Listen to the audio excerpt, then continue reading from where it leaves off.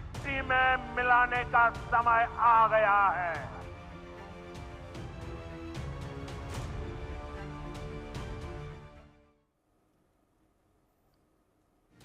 नमस्कार, आपके साथ हूं मैं राजीव शर्मा। पहलगाम हमले के बाद प्रधानमंत्री मोदी ने सौगंध ली थी।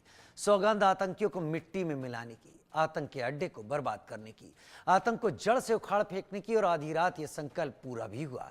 भारत की तीनों सेनाओं ने मिलकर पाकिस्तान में आतंक के अड्डों को बर्बाद कर दिया। देर रात ऑपरेशन सिंदूर लॉन्च हुआ, जिसके तहत भारत की सेना ने पाकिस्तान की सीमा के 100 किलोमीटर अंदर तक 9 आतंकी ठिकानों पर मिसाइल से हमला किया, जिसमें 100 से ज्यादा आतंकी मारे गए। आतंकी मसूद अजहर के परिवार के 14 लोग मिट्टी में मिला दिए गए। लश्कर के भी कई आतंकियों का सफाया कर दिया गया। संदेश साफ था, अगर भारत के खिलाफ साजिश रचोगे, भारत में हमला करोगे, तो घर में घुसकर मारेंगे। एक भी आतंकी नहीं बचेगा। आतंक को जड़ से खत्म करेंगे। लेकिन भारतीय सेना ने कैसे आतंक की लंका को जलाया, पहले इस पर एक रिपोर्ट देखिए।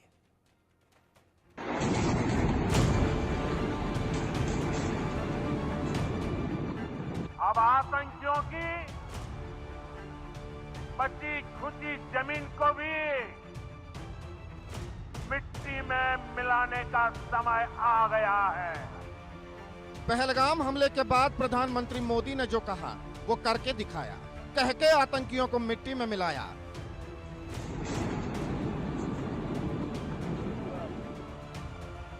आधी रात आसमान से बारूद की बरसात हुई और आतंक का अड्डा धुआं धुआं हो गया।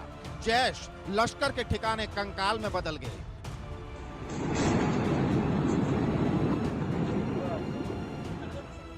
भारत ने देर रात ऑपरेशन सिंदूर लॉन्च किया और पहलगाम हमले का 15 दिनों के भीतर बदला ले लिया।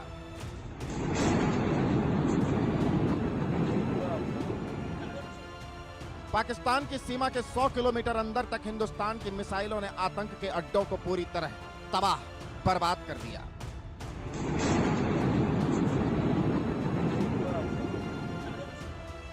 भारत की सेना ने पाकिस्तान के आतंक के 9 अड्डों पर हमला किया, जहां भारत के खिलाफ साजिश रची जाती थी, जहां आतंकियों को ट्रेनिंग दी जाती थी, जहां आतंकियों को पनाह दी जाती थी, जहां भारत में हमले की प्लानिंग होती थी। इन 9 टारगेट में से 4 पाकिस्तान में बहावलपुर, मुरीद के, सियालकोट और 5 पीओके में मुजफ्फराबाद, कोटली, बाग, भिम्बर, चक अमरू थे। इनमें मरकज सुभान अल्लाह बहावलपुर जैश ए मोहम्मद का सबसे महत्वपूर्ण ठिकाना था। वहीं मुरीद के और कोटली में लश्कर के आतंकियों के अड्डे को भारतीय सेना ने मलबे में बदल दिया। मुजफ्फराबाद यह एक जैश ए मोहम्मद का स्टेजिंग एरिया है। यह हथियार, विस्फोटक और जंगल सर्वाइवल ट्रेनिंग का केंद्र भी था। गुलपुर कैंप कोटली यह एलओसी से 30 किलोमीटर दूर था। लश्कर-ए तोयबा का बेस था, जो रजौरी, पुंछ में सक्रिय था। 20 अप्रैल 2023 को पुंछ में और 9 जून 2024 को तीर्थ यात्रियों के बस हमले में यहीं से आतंकी को ट्रेन किया गया था। भारत ने सटीक खुफिया जानकारी के आधार पर आतंकियों की पनाहगाहों को निशाना बनाया। लश्कर ए तैयबा, जैश ए मोहम्मद, हिजबुल मुजाहिदीन के ठिकानों पर चुन चुन कर हमला किया। भारत के इस बारूदी प्रहार में 100 से ज्यादा आतंकी हलाल हो गए। जैश सरगना मसूद अजहर के भाई, बेटा समेत परिवार के 14 लोग मारे गए। भारत के इस प्रहार से आतंक का आका फूट फूट कर रोया। मसूद ने परिवार के लोगों की मौत पर रोते हुए कहा, मेरे परिवार के लोग मारे गए, मरने वाले जन्नत चले गए, मैं भी मर जाता तो अच्छा रहता। मोदी ने सारे नियम तोड़ दिए। भारत अब किसी पर रहम नहीं करेगा। किसी को भी रहम की उम्मीद नहीं करनी चाहिए। पाकिस्तान में 100 से ज्यादा आतंकियों का जनाजा निकला है। आतंक के आंगन में मातम पसरा है और गम के साए में मुल्ला मुनीर की सेना भी है, जो आतंकियों को संरक्षण देती है, आतंकियों को पालती पोसती है। लेकिन जब भारत ने उन आतंकियों को पाकिस्तान में घुसकर मारा तो आतंकिस्तान में खलबली मच गई। यहाँ पे 4 स्ट्राइक्स की गई। मुजफ्फराबाद में शाही वाली नाला ये जगह है, यहाँ पे मस्जिद बिलाल को निशाना बनाया गया। 7 इंपैक्ट हुए यहाँ पे दुश्मन की तरफ से। एक मस्जिद जो सी है वो शहीद हुई है और उसको नुकसान पहुंचा है। यहाँ पे मस्जिद अब्बास को निशाना बनाया गया। यहाँ पे 5 स्ट्राइक्स हुई हैं, 2 यहाँ पे शहीद हैं।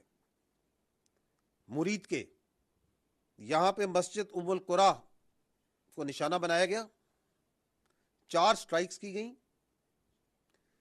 एक शहीद है मर्द, एक मर्द इंजर्ड है, जख्मी है।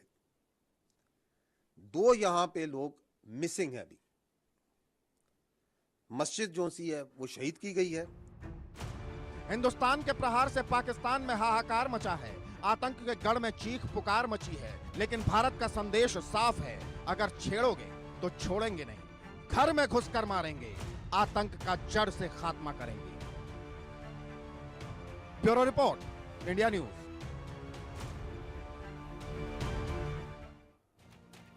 दो खास मेहमान हमारे साथ इस चर्चा में इस वक्त जुड़ रहे हैं। हमारे साथ हिमांशु भट्ट जी वरिष्ठ पत्रकार के तौर पर जुड़ रहे हैं और कर्नल रिटायर्ड दिनेश नैन डिफेंस एक्सपर्ट के तौर पर जुड़ रहे हैं। बहुत स्वागत है आप दोनों का। हिमांशु भट्ट जी, बहुत दिनों बाद आपसे मुलाकात हो रही है और आपसे मैं समझना चाहूंगा, कल जो ऑपरेशन सिंदूर हुआ है, इस ऑपरेशन सिंदूर में भारत की सेना ने एक बात इशारा दे दिया कि हम 100 किलोमीटर अंदर पाकिस्तान के अंदर भी प्रिसीजन स्ट्राइक कर सकते हैं। और कितने ऐसे इशारे हैं जो पाकिस्तान इससे ले रहा होगा? अब सोचिए, जब हम मुरीद के जा सकते हैं तो लाहौर कितना दूर है, या लाहौर कितना नजदीक है? 40 किलोमीटर।